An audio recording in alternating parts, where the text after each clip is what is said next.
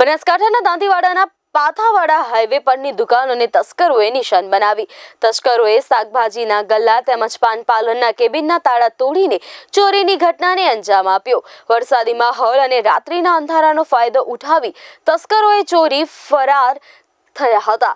આજુબાજુના ગામડાઓને તસ્કરોએ નિશાન બનાવ્યું. ચોરીના બનાવોમાં વધારો થતા લોકોમાં ફફડાટ ફેલાયો છે. ચોરીના બનાવમાં વધારો થતા પાથાવાડા પોલીસની કામગીરી પર સવાલો ઉઠી રહ્યા છે. ગામ લોકોએ રાત્રિ દરમિયાન સઘન પોલીસ પેટ્રોલિંગ કરી સલામત વ્યવસ્થા જાળવવાની માંગ કરી છે.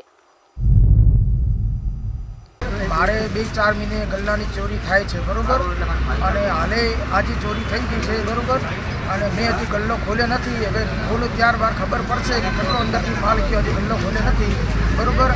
અમારી માંગ એવી છે કે પોલીસ સ્ટેશનમાં મેં જાણ કરી છે કે અમારે આ ચોરી થતી અટકાવે. શાકભાજીની દુકાન ચલાવું છું 20 વર્ષથી, અને 1-2 વર્ષ અગાઉ પહેલાં લોક તૂટેલા હતા કેબિનના, ને રાતે પણ ચોરી થયેલી છે. બે કેબિન તોડેલ છે, અને અંદરથી રૂપિયા 10 થી 12 હજાર અંદર કાઉન્ટરમાં પડ્યા હતા, એ લઈને ગયેલ છે. અને ગલ્લા બીજા બધા વેરવિખેર કરેલા, લોક ગલ્લાને ટોમીથી તોડેલ છે.